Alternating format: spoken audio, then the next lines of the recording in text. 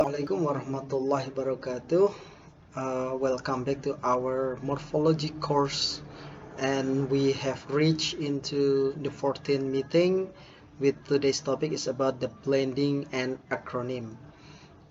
Sudah sampai pertemuan ke-14 tentang blending dan akronim, untuk memperkaya wawasan Anda mengenai tentang perubahan kata ya. Jadi ini the next level of vocabulary. Sudah nggak mufrodahnya. Jadi di sini kita akan membahas yang pertama about blending. Oke, jadi ada jenis compound. Kita kemarin sudah membahas tentang compound dan perbedaannya dengan frase ya. Oke, ada juga jenis compound di mana salah satu komponen, karena compound itu pasti kan terdiri dari paling enggak itu ya ada dua morfem kan. Oke, bahkan dua free morfem ya, ada dua morfem bebas yang digabungkan.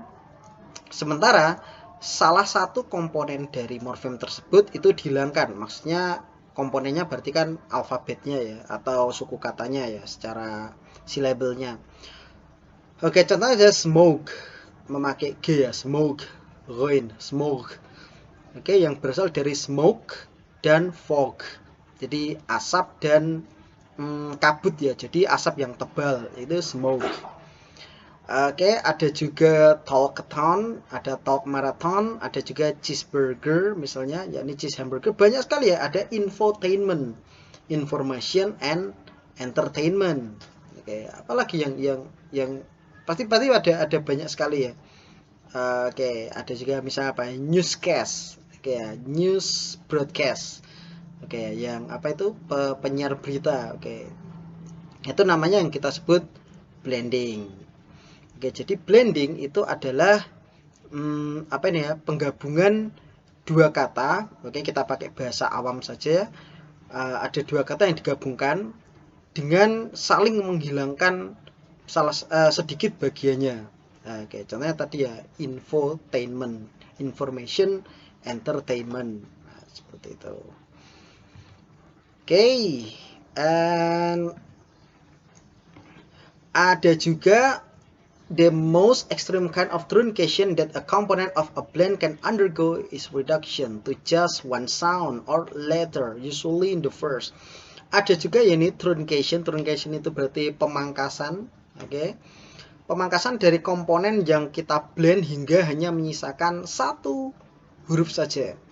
Oke. Biasanya yang pertama. Oke, paling sering yang pertama kan.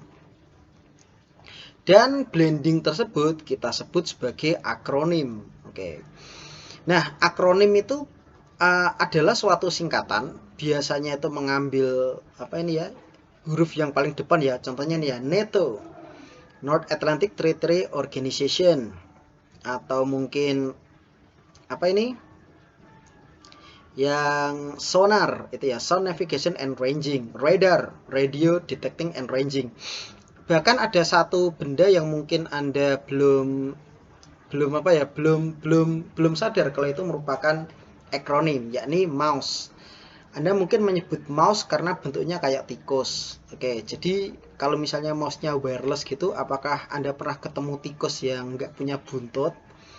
Atau mungkin tikus, karena mouse itu bentuknya pasti kan bedundung gitu ya. Emang Anda pernah lihat tikus yang segitu bedundung? Kan nggak ada. Hamster mungkin, kalau tikus nggak ya. Mouse disebut mouse itu karena singkatan dari manually operated user selection equipment, atau perangkat pemilih yang dikendalikan manual oleh pengguna.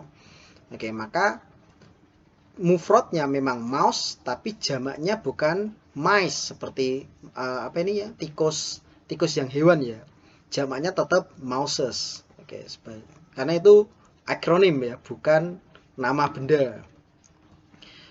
Oke, nah satu lagi kalau singkatan itu bedanya akronim dengan singkatan itu tinggal cara baca.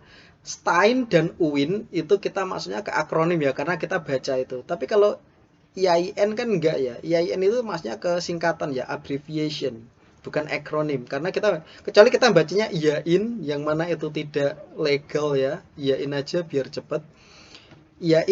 Kalau IAIN memang akronim, tapi secara legal tidak ada ya. Pasti bacanya IAIN, itu abbreviation. Tapi kalau Stein Win, nah itu tidak kita baca STAIN ya, itu juga tidak legal, berarti ya STAIN dan Win, mereka maksudnya ke akronim, yaitu tadi most extreme kind of truncation a component of a blend. Oke, jadi penghilangan bagian hingga menyisakan alfabet terakhir yang awal.